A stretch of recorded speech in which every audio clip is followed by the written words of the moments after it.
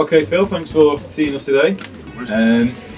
You've led the side out as captain a few times this year, so how does that make you feel? And is it a nice acknowledgement of your commitment to this club? Yeah, massively.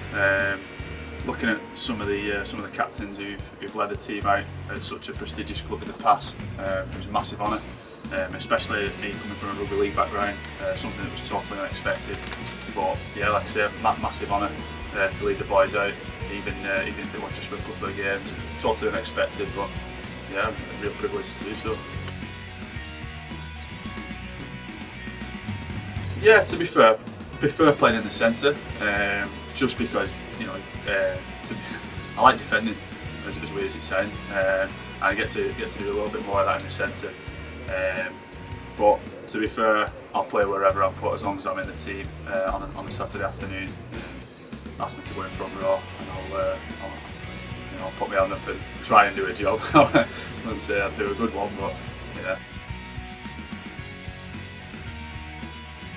Yeah, I wouldn't really say disappointed last week. I think we took quite a lot of positives out of the game. I think our pack was brilliant for the most part. It was the best dominant performance and an aggressive performance that our pack have had for a long time. We were just unfortunate on the day that Stourbridge had the weight advantage and the power in the set piece, and that's where they just picked us at the post. Really, we led for 2/3 of the game. We were just unfortunate towards the end, but we said after the game, we took a lot of positives, and we were happy with the performance.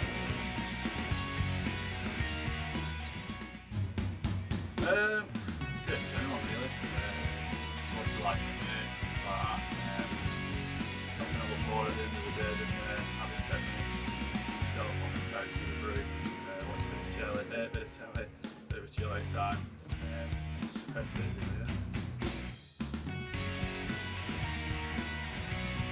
Are you quite obsessive on your own development? You watch the games back and analyse your own performance, or do you just move on?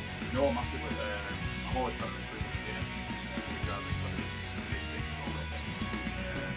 My own biggest critic, so no matter if people have said that I've had a good game after we play, if I know I've not done certain things that I wanted to do in the game, I can beat myself up a little bit. But yeah, massively, I look back on the games, I watch them sometimes 2-3 times over, specifically looking at myself and looking at things I've done well and looking at things that I can improve on. The stats have really helped this year. That's helped me because I am quite a bit of a stats geek myself, so I love looking at things like that, and I can improve my game moving on to the weeks ahead.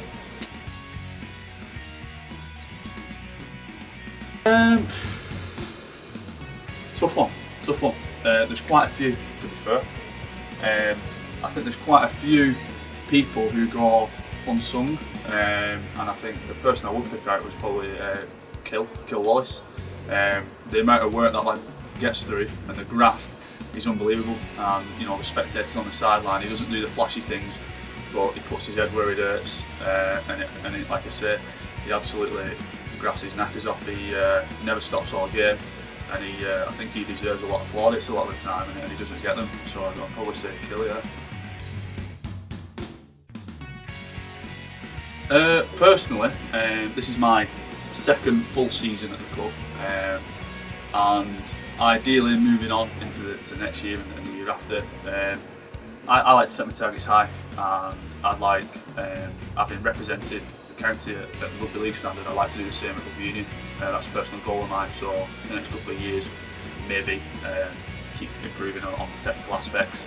For the club, I'm astonished at how far the club's come in the last 2 years that I've been here, and especially with the new developments about the new stadium, things like that.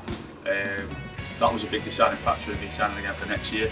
I like to know that the club's moving forward and constantly, and I'm always speaking to Gaz Dyer on how the club's doing, because I like the idea of, it's not just the team, it's the whole club and the business that's with it. I like to keep my ear to the ground and see how the club's doing as well.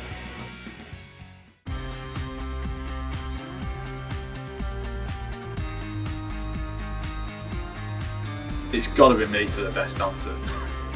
Bradstuff thinks he's going close, but I'm like the white Chris Brown, you know what I mean? Worst dancer.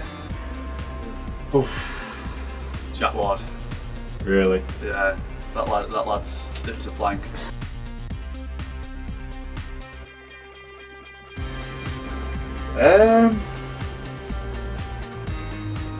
Best dressed, I'm gonna give it to probably James Easton. You know, sometimes he wears some things that are a little bit debatable, and you know, of late he started. I think he's fallen through the roof of Top Man, and you know, landed in the good section at first. Worst dressed, I'm gonna say Jack Ward again. After training, that lad has some shockers. He's got flip flops, suit pants, and a t-shirt and things like that. He's yeah, it's like he's getting dressed in the dark.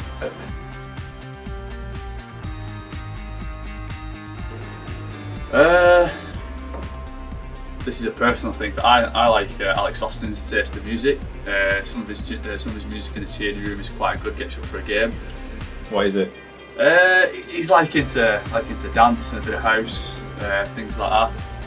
Worst, I'm gonna go with Fitzy. Some of the things he puts on, you know, he's asking him to put Elvis Presley on before a game. You know, it's not going to get you up. Likes his Johnny Cash. Oh, he loves his Johnny Cash. It's God bless him, like. But no, yeah, I think it's got to be Fitz.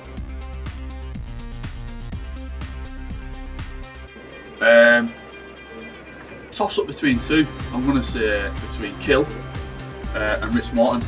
You know, Rich Morton gets through a lot of work, and for a big fella, he puts some shots in it, and he takes some putting down as well.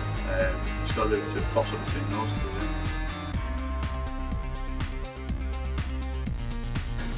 Lewis Allen, the lad weighs about 3 stone wet through.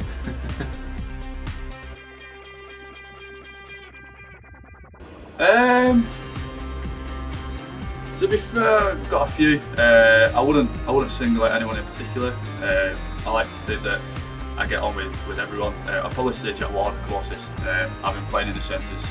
Me and Jack talk quite a bit, personally and about our professional development on the game. But yeah, I'll probably say Jack.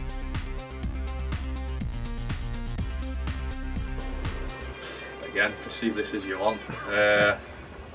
If it's a soccer esque type question, it's got to be Ali Murray. It's got to be Ali Murray. That lad walks in, I walk out. Alright, Phil, thank you very much for today.